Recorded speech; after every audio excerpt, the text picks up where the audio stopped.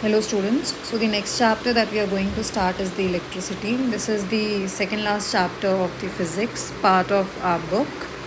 इस चैप्टर में हम बेसिकली पढ़ेंगे करंट के बारे में, करंट क्या होता है, उसका एसआई यूनिट, देन उसके बाद हम पढ़ेंगे volt meter, that is potential difference के बारे में, पोटेंशियल डिफरेंस, फिर ये हमारा जो करंट है और जो पोटेंशियल डिफरेंस है ये दोनों एक दूसरे से कैसे रिलेटेड होते हैं via Ohm's law, that we are going to see. उसके बाद ओम्स लॉ से हम डिराइव करेंगे रेजिस्टेंस क्या होता है, then from there we will derive about resistivity. Resistance में हम देखेंगे सीरीज़ और फिर पैरेलल के केस में रेजिस्टेंस कैसा होता है, and there are some numericals related to it which I will deal separately in another video, जिसमें मैं आपको separately बताऊंगी कि numericals कैसे deal करते हैं, how to approach to the numericals. then उसके बाद हमारे पास है heating effect of electric current, which is again heating effect of electric current which is related to the resistance. जितना ज़्यादा resistance होगा उतना ज़्यादा heat up होगा हमारा device. and then power, this is electric power. We will study about electric power, formulas of electric power and how to apply the formulas, and we will also see energy जो हमारे घर में आता है, जो हम यूज़ करते हैं, जिसके लिए हम बेसिकली पे कर रहे होते हैं, that is the energy that we receive. Electrical energy के लिए हम पे करते हैं। So how to find out the energy with the help of the electric power, that we are going to see in this chapter. So let's start with the first part, that is electric current. अभी electricity basically होता क्या है, अभी हम लोगों ने देखा है air flow, we have studied about air flow. तो जब भी कहीं पे अगर एयर फ्लो हो रहा है तो उसको हम क्या बोलते हैं, एयर करंट बोलते हैं, राइट। अगर कहीं पे वाटर फ्लो हो रहा है, there is flow of water from high pressure area to a low pressure area, और wherever the water is flowing we will call it as water current, right. Similarly we have current और electricity, current और electricity. तो current और electricity हम तब बोलते हैं जब इलेक्ट्रिक चार्ज फ्लो हो रहा होता है। Whenever there is flow of electric charges, we have two types of charges, right, positive charge and negative charge. तो जब भी हमारा negative charge, that is the electrons, we know that electrons जो हैं, electrons they carry negative charges, तो whenever these electrons are flowing they constitute current। वो किसका formation करते हैं, वो करंट का फॉर्मेशन करते हैं। तो first part is about electric current. तो इलेक्ट्रिक करंट जो है it is nothing but flow of electric charge, and charge में भी स्पेसिफिकली अगर हम बात करें तो it is the flow of negative charge species, that is it is flow of electron, ठीक है। So we have current, current को हम किससे डिनोट करते हैं, current is denoted by symbol I, okay. So what is current, current is flow of charges और flow of electron, okay. Now next we have is direction of current. अब ये जो current flow होता है तो ये कौन से डायरेक्शन में फ्लो होता है, तो इसके लिए आपको याद रखना है कि जो करंट है it always flows from positive towards negative direction, ठीक है। इसके पीछे भी एक स्टोरी है। इनिशियल टाइम पे जब हम करंट की स्टडी कर रहे थे, जब हमें इलेक्ट्रिक करंट के बारे में पता चला था, तो उस टाइम पे we were knowing only about positive electrons, जो आपके पॉजिटिव आयन्स हैं, दैट इज़ योर प्रोटॉन्स। उस टाइम पे हमें सिर्फ प्रोटॉन्स के बारे में पता था। तो जो साइंटिस्ट थे उन्हें ऐसा लगा कि जो फ्लो ऑफ चार्जेस है that is it is the flow of positive ion, that is the flow of protons, and we know that protons will flow from positive towards the negative terminal of the battery. But later on जो electrons हैं उनकी discovery हुई, and ये जो पूरा concept है ये change हो गया, and the scientist realise that actually it is not the protons, it is the electrons that are getting transferred. But हम जो डायरेक्शन यूज़ करते हैं हम वो कन्वेंशनली जो हमने सबसे पहले डिराइव किया था, जो हमने समझा था, हम उसी के बेसिस में करते हैं, that is positive to the negative, which is actually the direction of the proton. In reality जो इलेक्ट्रॉन्स होते हैं, द डायरेक्शन ऑफ इलेक्ट्रॉन्स जो है that is from negative terminal to the positive terminal, but हम ये चीज़ ही हमेशा denote करते हैं, यही चीज़ हम हमेशा शो करते हैं अपने इलेक्ट्रिक सर्किट में, the direction of the current, and आपको भी यही डायरेक्शन शो करना है. This is the conventional direction of the current. And ये जो है, जो आपने नीचे देखा, this is the direction of electronic current, okay, which is opposite to the direction of the current. So this is the main that you have to use in the examination if it is asked. Okay, now as I have told you, जो हमारा current होता है, I is rate of flow of charges. We also say that current is rate of flow of charges, right? So rate of flow of charges का मतलब होता है I is equal to charge को हम denote करते हैं by letter Q. So I is equal to Q by T. This is the first formula. Okay, मैं यहाँ पे एक पेज इंसर्ट कर देती हूँ जहाँ पे we will just write the formulas. जो फॉर्मूले हम देखते जाएंगे ना, वो फॉर्मूले हम लिखते जाएंगे. फॉर्मूला, तो पहला फॉर्मूला क्या देखा हमने, I is equal to Q by T. Okay, where Q is charge, T is time in second. Okay, तो ये हमने देखा I is equal to Q by T. Q, अगर आपको स्पेसिफिकली क्यू का वैल्यू फाइंड करना है कि कितने नंबर ऑफ़ चार्जेस हैं, तो उसके लिए हमारे पास फॉर्मूला होता है N E. Okay, Q is equal to N E, where N is the number of electrons और ई का मतलब होता है 1.6 into 10 raise to the minus 19 coulomb. E का यूनिट होता है, ई का वैल्यू जो है that is 1.6 into 10 raise to the minus 19 coulomb, और n is the number of charges. तो अगर आपको फाइंड करना है टोटल चार्ज कितना फ्लो हो रहा है, तो उसके लिए आपको क्या करना है, number of electrons multiplied by the value of one electron which is 1.6 into 10 raise to the minus 19 coulomb. Okay, next एक क्वेश्चन आता है कभी कभी एग्जाम में, define 1 ampere. Okay, you can see here, define 1 ampere. So what is 1 ampere, आप यहाँ पे value में पुट करो. 1 एम्पियर, सी, जो करंट है, करंट का SI यूनिट होता है, SI unit of current is denoted by A, which is your ampere. There was a scientist called Andre Marie Ampere. उनके नाम को, उनको ऑनर करने के लिए, उन्होंने जो काम किया इलेक्ट्रिसिटी पे, उनको ऑनर करने के लिए जो SI यूनिट है वो उनके नाम के ऊपर रखा है. So it is ampere. Okay, so ampere is the SI unit of the current. Now to find the value of 1 ampere. 1 ampere current कितना होता है, कुछ नहीं करना है आपको. ये जो इक्वेशन है, ये जो आपका इक्वेशन है, इस इक्वेशन में आपको you have to put everything, nothing else you have to do. See here, equation क्या है, I is equal to Q by T. Okay, we have to find 1 ampere. तो यहाँ पे होगा 1 ampere is equal to coulomb, कितना हो जाएगा, 1C, right. It will be equivalent to 1C by time कितना होगा, 1 second, right. So 1 second. So this is the formula of 1 ampere. 1 ampere का मतलब क्या है, 1 coulomb of charge, 1 coulomb of charge is flowing per second. कितने second, 1 second में कितना unit of charge flow हो रहा है, 1 coulomb of charge is flowing.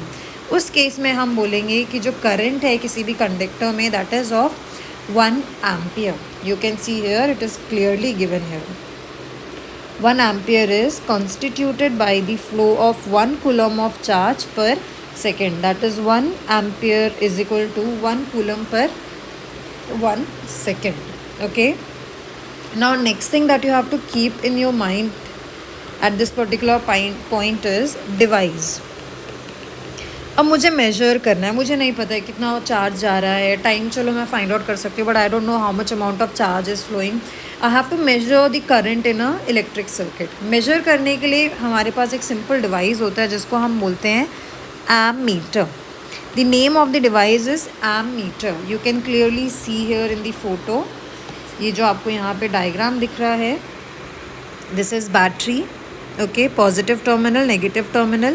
अभी मैंने आपको बताया था direction of the current. Current का डायरेक्शन क्या है, from positive towards the negative terminal of the battery. तो वो इधर से जाएगा from here will pass through this, then यहाँ पे आप अपना एमीटर कनेक्ट करोगे थ्रू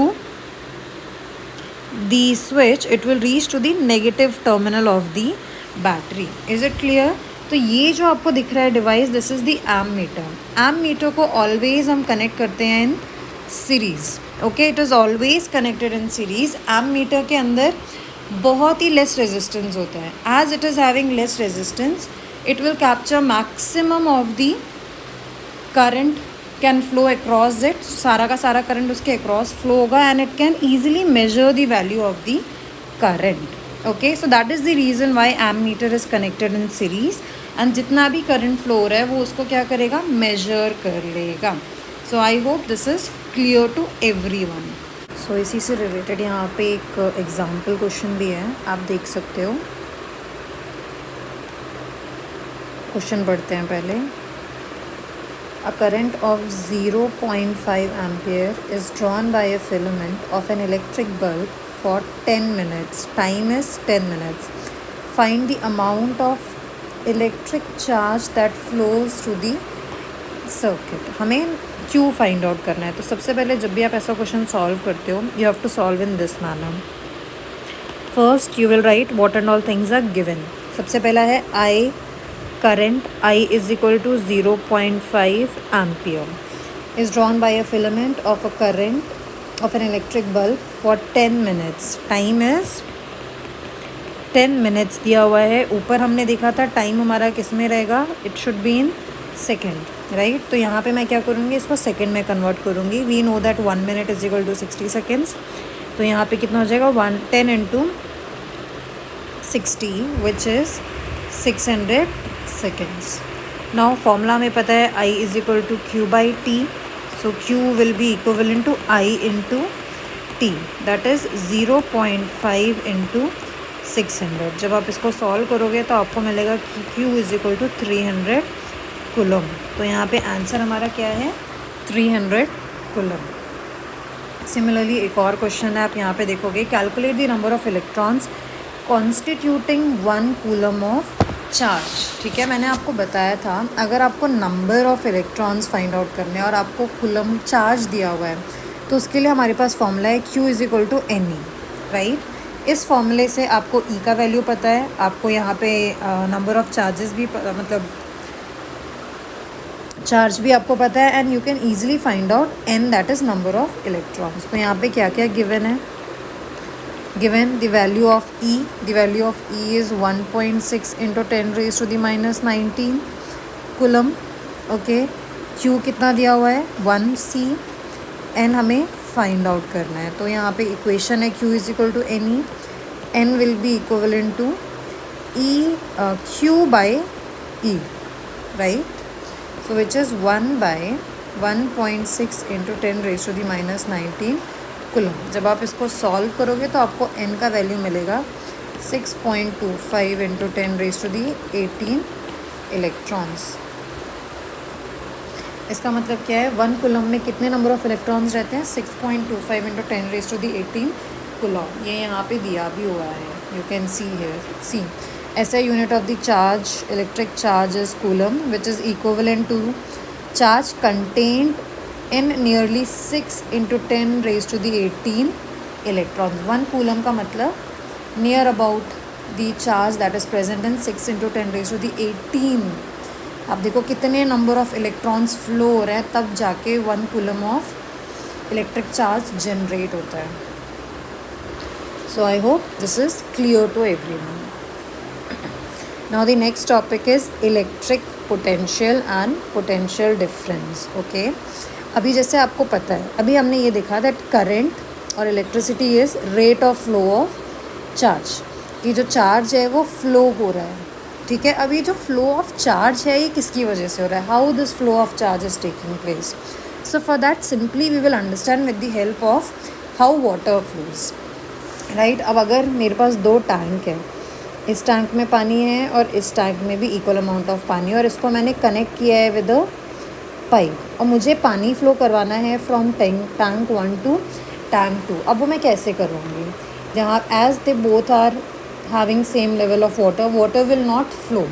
अब जब मुझे पानी को फ्लो करवाना है from let's say from tank 1 to tank 2, तो मैं क्या करूँगी, एक टैंक को ऊपर रख दूँगी, एक टैंक को नीचे रख दूँगी.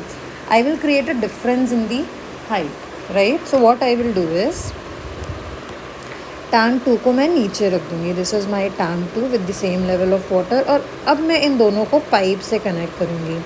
Now what has happened is because of the difference in the height एक प्रेशर डिफरेंस क्रिएट होगा. ये हाई प्रेशर में होगा, this will be having low pressure, and उसकी वजह से क्या होगा, water will start to flow from this to this. There has been a difference that has been created, and because of that difference water starts to flow, ठीक है, towards the gravity from tank 1 to tank 2. Now same thing happens in the case of electrons also. ये जो electrons हैं ये भी move करते हैं जब भी एक difference of electric pressure is created. Whenever there is a difference of electric pressure, difference of electric pressure is there. High pressure area से लो प्रेशर एरिया में हमारे जो इलेक्ट्रॉन्स हैं वो क्या होते हैं, मूव होते हैं. They move from high pressure area to low pressure area. So ये जो डिफरेंस ऑफ प्रेशर है इसको हम बोलते हैं, difference of pressure is nothing but our potential, electric potential. ठीक है, इसको हम क्या बोलते हैं, इलेक्ट्रिक पोटेंशियल. अभी ये जो डिफरेंस है that is created by the cell, है ना. यूजली आप जो सिंपल हम एक्सपेरिमेंट्स करते हैं उसमें हमारा जो सेल होता है, तो सेल के अंदर केमिकल्स होते हैं. Now these chemicals they undergo chemical action, ठीक है, और उस केमिकल एक्शन की वजह से पोटेंशियल डिफरेंस क्रिएट होता है. And because of that potential difference हमारे जो इलेक्ट्रॉन्स हैं they start to move from high potential area to a low potential area, and charges का फ्लो होता है which leads to the formation of current in the circuit. Same चीज़ यहाँ पे लिखी हुई है. तो जैसे जैसे वो सेल केमिकल रिएक्शन अंडरगो होगा उसके अंदर जितनी भी केमिकल एनर्जी होगी that chemical energy will be getting converted into electrical energy, and there will be an electrical potential that will be generated because of the cell. Okay, so this is your potential, electric potential. अभी होता है potential difference. next quantity है that is potential difference. potential difference को हम denote करते हैं by a capital letter V. okay, potential difference मैं यहाँ पे लिख देती हूँ. the next quantity is potential difference. First quantity हमने करंट देखी थी. नेक्स्ट इज पोटेंशियल डिफरेंस जिसको हम डिनोट करते हैं V से. So potential difference is the work done in moving a charge, work done in moving a charge from one point two the another point. अगर मेरे पास ये पॉइंट है, point A, and I have a point B, यहाँ पे electron रखा हुआ है. अब मैं इलेक्ट्रॉन को यहाँ से पॉइंट A से पॉइंट B में लाने के लिए कितना वर्क डन कर रही हूँ, how much work I am doing in moving a charge, electric charge that is E from point A to point B is my potential difference. उसको मैं क्या बोलती हूँ, potential difference बोलती हूँ. And it is denoted by this formula that is W by Q, where W is work done and Q is charge. W को हम denote करते हैं J से. SI unit of work done is joule, and charge का ऐसा unit हमने देखा था कूलम. अब अगर क्वेश्चन में आ रहा है डिफाइन 1 वोल्ट, 1 वोल्ट क्या होता है, so it's very obvious 1 volt will be equivalent to the amount of work done. इस केस में आप कितना काम करोगे, you will do 1 joule of work in moving 1 coulomb of charge. तो जब भी आप 1 कूलम ऑफ चार्ज को मूव कर रहे हो and the work done that you are doing while moving it is 1 joule, we will say that the potential difference generated is of 1 volt. Is it clear? So इसको हम बोलते हैं 1 volt. You can see here 1 volt is the potential difference between 2 points in a current carrying conductor when 1 joule of work is done to move a charge of 1 coulomb from one point to the another point. This is the formula. ये important formulas हैं. Okay, V is equal to W by Q and 1 volt is equal to 1 joule by 1 coulomb, जिसको हम ऐसे भी लिख सकते हैं 1 V is equal to 1 J by C. अब नेक्स्ट आते हैं SI यूनिट में. वोल्ट का ये पोटेंशियल डिफरेंस का SI यूनिट क्या होता है, SI unit is volt which is denoted by capital letter V, ठीक है। एंड ये जो वोल्ट वर्ड है ये हमारे एक साइंटिस्ट थे जिनका नाम था एलेजांड्रो वोल्टा, उनके ऊपर रखा गया, उनको ऑनर करने के लिए ये ऐसा यूनिट रखा गया है, that is volt. Okay, now device, किस डिवाइस से हम मेजर करते हैं? So the device that we use to measure potential difference is known as voltmeter. उस डिवाइस को हम बोलते हैं वोल्ट मीटर। अब आपको याद रखना है ये जो वोल्ट मीटर है इसको हम पैरेलली कनेक्ट करते हैं। It is never connected in series to a circuit, it is always connected parallelly to a circuit. Sometimes the question is asked, usually boards में ये क्वेश्चन नहीं आते हैं, बट आपको out of curiosity if you are thinking about it कि why do we connect voltmeter in parallel, on the other hand ammeter is connected in series, so the simple reason here is जो voltmeter होते हैं इनमें जो resistance होता है again that is very high, okay, like ammeter में मैंने आपको क्या बताया था, resistance is very less.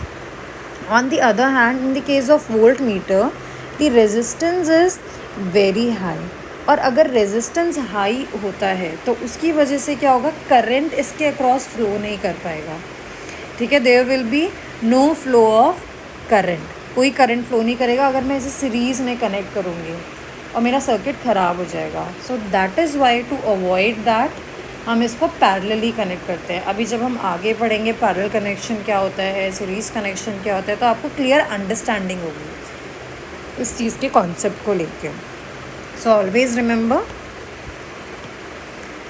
instrument that measures is voltmeter. It is always connected in parallel across 2 points between the potential, where you have to measure the potential difference. जिन भी 2 points के बीच में आपको potential difference measure करना है वहाँ पे आप parallelly voltmeter को connect कर सकते हो। voltmeter को हम ऐसे denote करते हैं, this is the symbol of a voltmeter. There is one simple question here, you can see. अब मैं क्वेश्चन पढ़ते पढ़ते गिवन लिखती जाऊंगी, एग्ज़ाम में भी आपको क्वेश्चन ऐसे ही सॉल्व करना है। So how much work is done in moving a charge of 2c, given क्या है,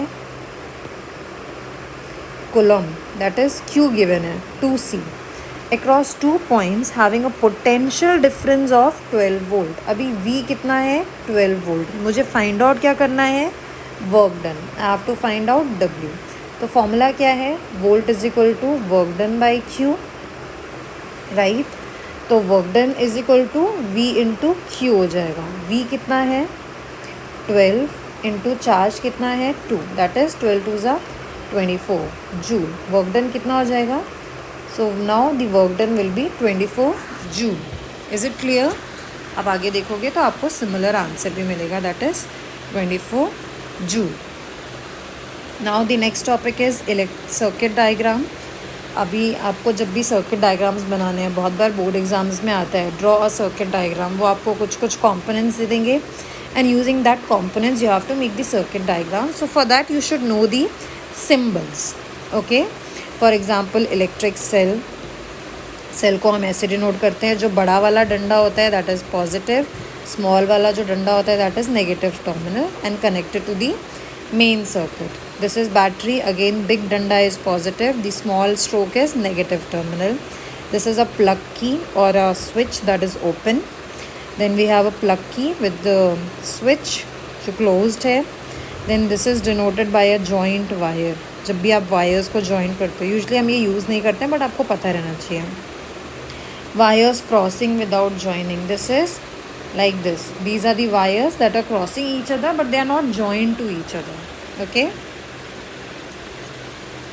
Next we have is electric bulb. We all know electric bulb is denoted like this. Then a resistor of a resistance, अगर आपको किसी भी resistor को denote करना है, हम पढ़ेंगे resistor क्या होता है, तो उसको ऐसे denote करते हैं, this is the resistor. Variable resistance और a rheostat, एक device होती है जिसको हम बोलते हैं rheostat, जिससे हम रेजिस्टेंस को वैरी कर सकते हैं, तो उसको हम ऐसे डिनोट करते हैं, सेम रेजिस्टेंस उसके ऊपर एक एरो बना दो। तो you learn this first one. Then ammeter, एक गोला बनाया, उसके अंदर ए लिख दिया positive and negative terminal. Similarly एक गोला बनाया, उसके अंदर वी लिख दिया पॉजिटिव एंड नेगेटिव, वी लिख दिया पॉजिटिव एंड नेगेटिव टर्मिनल। तो this is the volt meter, okay.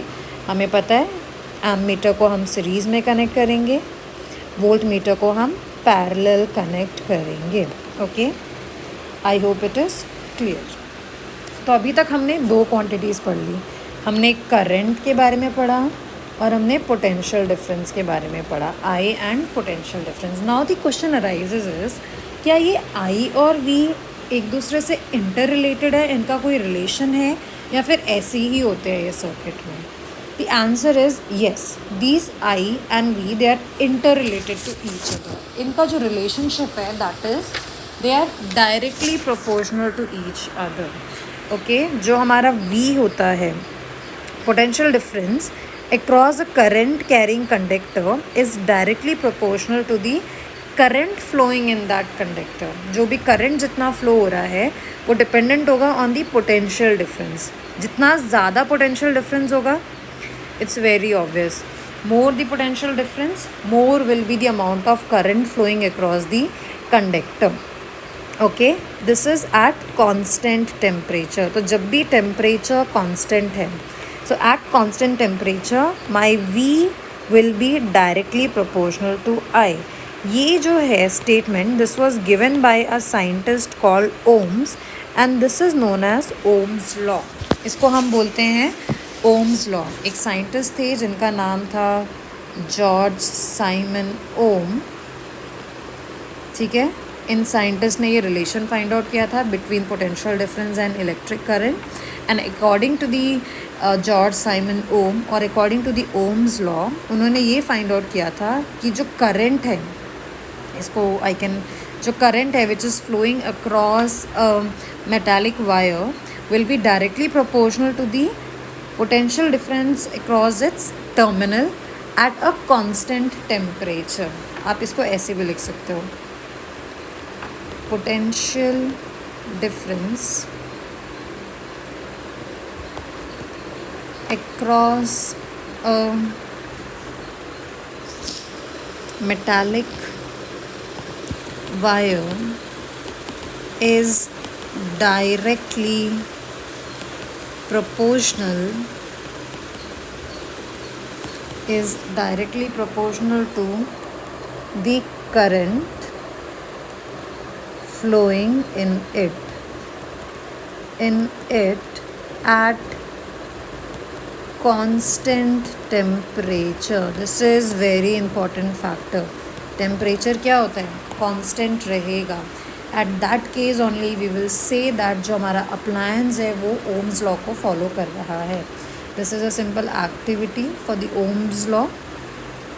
Now graph, very important, this is the graph of Ohm's law। You can see here at x-axis it is denoted by current, ये जो y-axis है, y-axis is denoted by potential difference। तो आपको अगर a का value दिया है, v का वैल्यू दिया है, जब आप उसको प्लॉट करोगे, in case if that appliance is following an Ohm's law, you will always see that you will get a straight line slope. ऐसे आपको एक स्ट्रेट लाइन स्लोप मिलेगा। Always you will get a straight line slope.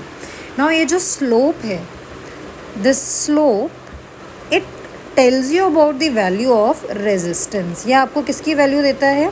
Resistance की value देता है। Sometimes in the exam they give you this graph, plotted graph दे देते हैं वो आपको, and they ask you to find the resistance, they tell you to find out the resistance of the given graph। तो resistance find out करने के लिए आपको slope का value find out करना है। For example, आप देख लो, अगर current 3 एम्पियर है, ठीक है, if current is 3 एम्पियर, और थोड़ा सा टेढ़ा हो गया है लाइन, लेट्स सी, अगर current मेरा 3 एम्पियर है ना, at this point, and उस केस में मेरा potential difference is near about 0.8 ampere. और मुझे पता है, अब मुझे I know that this slope, ये जो स्लोप है, अगर मैं इसका वैल्यू निकालूंगी तो मुझे रेजिस्टेंस का वैल्यू मिल जाएगा। तो आपको पता है this is theta, angle that slope is forming with the X axis. तो tan theta is equal to perpendicular by base, right? Perpendicular, this is perpendicular, perpendicular जो है it is equivalent to this, that is my Y axis. तो Y axis कितना है? Y axis is 0.8। Divided by base, ये base है, base is nothing but my X axis. X axis में कितना value है हमारे पास, the value at X axis is 0.3। तो जब मैं इसको सॉल्व करूँगी मुझे मेरा रेजिस्टेंस का वैल्यू मिल जाएगा। आप सॉल्व करो, you divide 0.8 by 0.3, you will gate near about 0.6। तो जो मेरा रेजिस्टेंस है दैट इज़ 0.6। तो ये आपको याद रखना है, जो स्लोप है वो क्या डिनोट करता है, रेजिस्टेंस डिनोट करता है। तो अभी हमने क्या देखा, we have seen as per the Ohm's law V, that is the potential difference, is directly proportional to I at constant temperature. Okay. Now अभी ये जो proportionality sign है इसको मुझे हटाना है। तो you know that whenever we are removing the proportionality sign, हम उसके बाद हमेशा क्या लगाते हैं, constant लगाते हैं। तो V is equal to I R. So R here is the constant। R क्या है, R is the constant that I am applying here। तो यहाँ से मुझे फॉर्मूला मिल जाता है that is V is equal to IR। This is the formula that we derive from Ohm's law। ठीक है, इस फॉर्मूले को बोलते हैं formula of Ohm's law। V is equal to IR, जहाँ पे R is the constant, इसको constant of proportionality भी बोलते हैं। And there is one more name given to this R, that is resistance. इसको हम क्या बोलते हैं, रेजिस्टेंस। ठीक है, अगर आप ये देखोगे, फर्स्ट वर्ड देखोगे रेजिस्ट प्लस एंस। रेजिस्ट का मतलब क्या होता है, किसी भी चीज़ को रेजिस्ट करना, मतलब किसी भी चीज़ को स्टॉप करना, कि हाँ मुझे ये चीज़ नहीं करनी है, आई एम रेजिस्टिंग। ठीक है, मुझे कोई काम दिया ना, I don't want to do that work, I will show my resistance towards it. तो रेजिस्टेंस का मतलब होता है टू स्टॉप समथिंग। नाउ यहाँ पे बेसिकली क्या हो रहा है, यहाँ पे मेरा जो करंट है वो फ्लो हो रहा है, and current is flowing, my electrons are flowing because of the potential difference that is created by the battery. So ये जो आर है, ये जो रेजिस्टेंस है, देखो V is directly proportional to I। अब V will be directly proportional to I only when this resistance is negligible, right, this resistance is negligible. So resistance क्या है, it tries to stop the flow of electron. अगर ये resistance ज़्यादा हो गया, अगर electrons बहुत ज़्यादा रेजिस्ट करने लग गए और वो बोलने लगे कि नहीं हम नहीं जाएंगे एक जगह से दूसरी जगह, तो जो I है वो क्या होगा, it will not be directly proportional to V, right, and current will not flow. जितना भी ज़्यादा पोटेंशियल डिफरेंस होगा, current will not flow.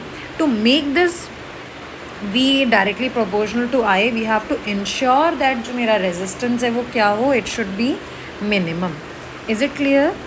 So I hope the concept of Ohm's law is clear to everyone. So Ohm's law is V is directly proportional to I। आपको ये definition लिखना है, और ये छोटा सा 1 स्टेप 2 स्टेप मैं आपको एक्सप्लेन करके ये वाला फॉर्मूला लेकर आना है, that is V is equal to I R, where V is potential difference, I is current and R is resistance। And आपको पता चल गया रेजिस्टेंस का मतलब क्या है। Resistance means to stop the flow of electrons, okay, और to resist the flow of electrons, उसको हम बोलते हैं रेजिस्टेंस। ओके, एक और छोटा सा पॉइंट है जहाँ से ना बहुत बार क्वेश्चंस आते हैं, that is from this para. Okay, आप यहाँ पे देख सकते हो, we have conductors, we have alloys and we have insulators, and you will see that जो हमारे एलॉयज़ हैं they are having little more resistivity than that of the conductors. And alloys they are made up of see, जैसे constantan, it is made up of copper and nickel. Copper का जो resistivity है और निकल का जो resistivity है उससे ज़्यादा रेजिस्टिविटी हमारे एलॉयज़ का जो सेम मेटल से बना हुआ है। अब इसका रीज़न क्या है कि why alloys are having higher resistivity, बहुत बार एग्ज़ाम में ये आया भी हुआ है। Let me rub this and explain to you. So the question is, why alloys have high resistivity? So यहाँ पे आपको 2 आंसर्स पता रहने चाहिए। First answer and the simple reason is जो एलॉयज़ होते हैं they have high melting and boiling point. Comparison, metals के कंपैरिजन में एलॉयज़ का जो मेल्टिंग और बॉइलिंग पॉइंट होता है वो बहुत ज़्यादा हाई होता है। And second thing is they will not get oxidize that easily, ठीक है, they do not oxidize easily, ठीक है। And because of this reason as they are not able to get oxidized easily, उनका melting और boiling point भी high होता है, तो उसकी वजह से जो उनकी रेजिस्टिविटी होती है वो क्या होती है, थोड़ी ज़्यादा होती है in comparison to that of the metals. And it is because of this reason you will see that जितने भी हीटिंग डिवाइसेस होते हैं, ठीक है, जहाँ पे जैसे कि फॉर एग्ज़ाम्पल आपका बल्ब हो गया, हीटर हो गया, ठीक है, देन आपका इलेक्ट्रिक आयरन हो गया, टोस्टर्स हो गया, तो वहाँ पे हम मेटालिक वायर्स नहीं यूज़ करते हैं, वहाँ पे हम वायर्स यूज़ करते हैं which are made up of alloy, because अगर वो मेटल की बनी हुई है तो वो ऑक्सीडाइज हो जाएंगी, दे विल बर्न ईजिली, जल जाएंगी वो, ठीक है, और वहाँ में उन्हें जलाना नहीं है। We want them to produce maximum heat, so that they produce maximum heat without burning, we use alloys because of this particular nature of the alloy, as they are having high melting and boiling point and they do not oxidize or burn easily. So this you have to remember. Now let's see some example questions and how to approach example question. एक 11.3 देखेंगे, then 11.4 and 5 is 11.4 is similar to the first one, then 11.5 and 11.6 देखेंगे.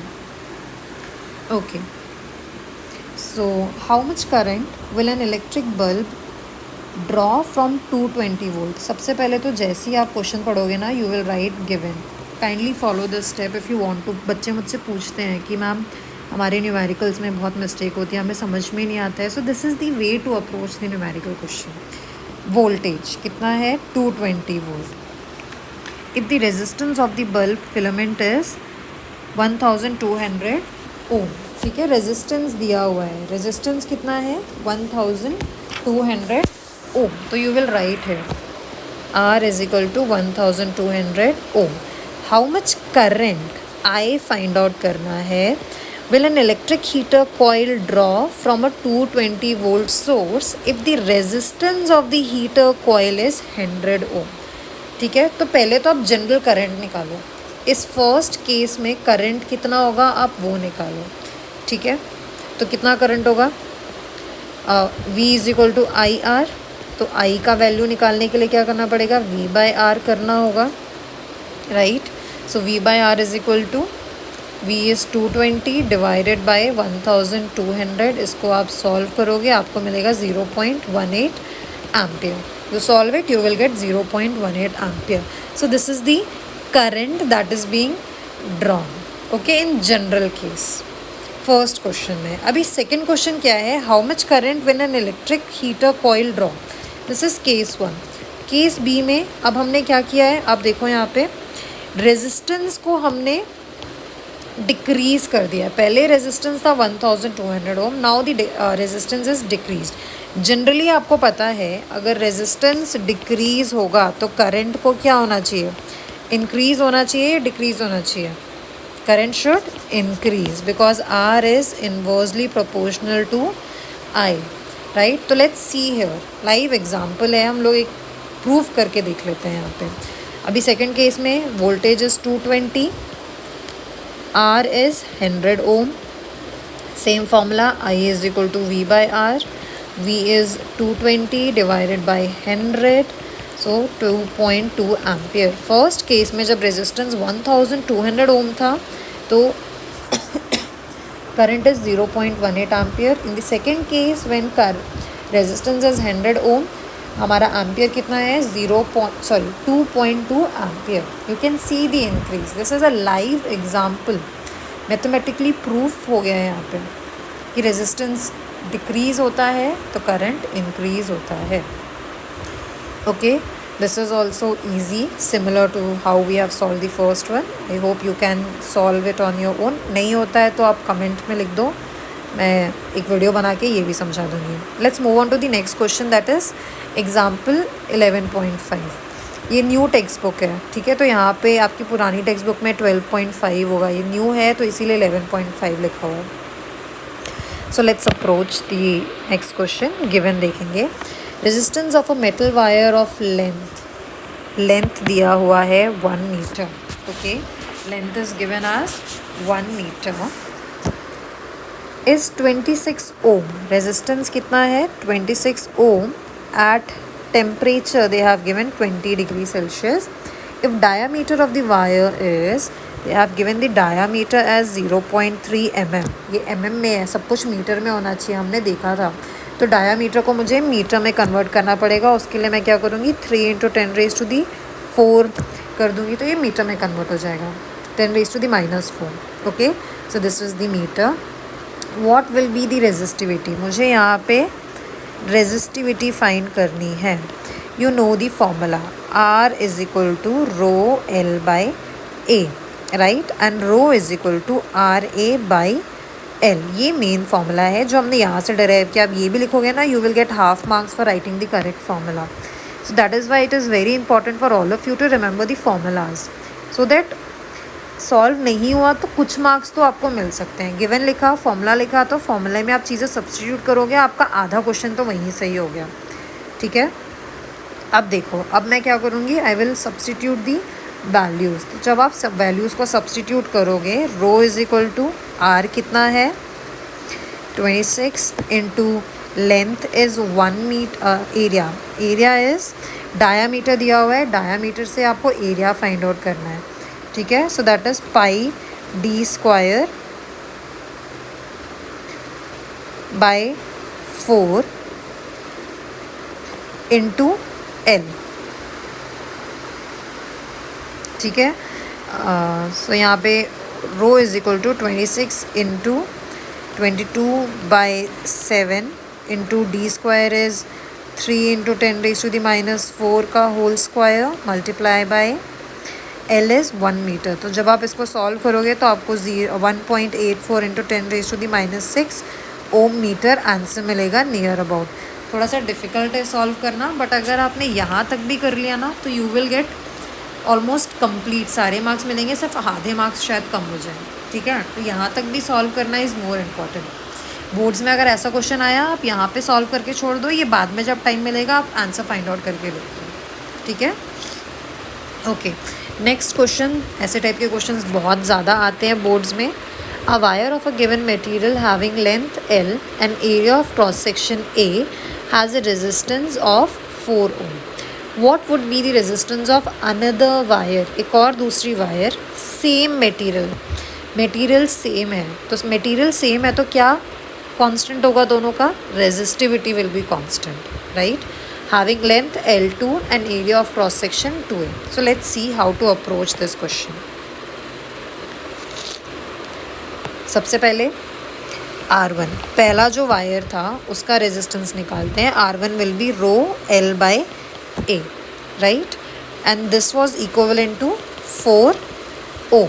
ठीक है, ये इसका resistance कितना था? 4 ohm resistance था। तो I can, this is the first equation. Now अब हमने क्या किया, अब हमने दूसरा वायर लिया सेम मटेरियल का, तो रेजिस्टिविटी आप यहाँ लिख लो, resistivity is same. Okay, so R2 will be, अभी जो न्यू लेंथ है वो कितना है? L/2 है, तो rho new length is L/2 and area of cross section, नया area of cross section is 2A। तो रो L की जगह क्या लिखेंगे? L/2, area of cross section is 2A, right. So R2 will be equivalent to ρl 4/A, right. अब इसको मैं ऐसे भी लिख सकती हूँ, 1/4 ρl/A, right? I can write it like this also. This is my second equation. अब देखो, from equation 1 में मैंने क्या देखा था, that rho, this is, one second, see, this is equation 1 में हमने क्या देखा था, rho L/A is equal to 4 ohm, right? This we have seen in the equation 1. अभी इस equation 1 को मैं यहाँ सब्सटीट्यूट करती हूँ। रो L/A की वैल्यू मुझे पता है, वो विच इज़ 4। तो यहाँ पे अगर मैं फ्रॉम इक्वेशन 1, तो R2 का वैल्यू क्या हो जाएगा, 1/4 × 4, विच विल बी 1, तो बेसिकली यहाँ पे क्या हुआ, आधा डिक्रीज़ किया, 2 टाइम्स इंक्रीज़ कर दिया, तो रेजिस्टेंस कुछ भी नहीं हुआ, resistance remained same in this case. New resistance, जो न्यू वायर है उसका रेजिस्टेंस भी क्या है, सेम ही है। Is it clear? So I hope you understood how to approach such types of question. So आप बाकी क्वेश्चंस भी सॉल्व कर सकते हो सिमिलरली। यहाँ पे कुछ न्यूमेरिकल्स दिए हुए हैं, you can solve this numericals, these are also very easy. Next video में मैं आपको resistance of system of resistor बता दूंगी। देन उसके बाद heating effect of electric current and power I will deal in the next video.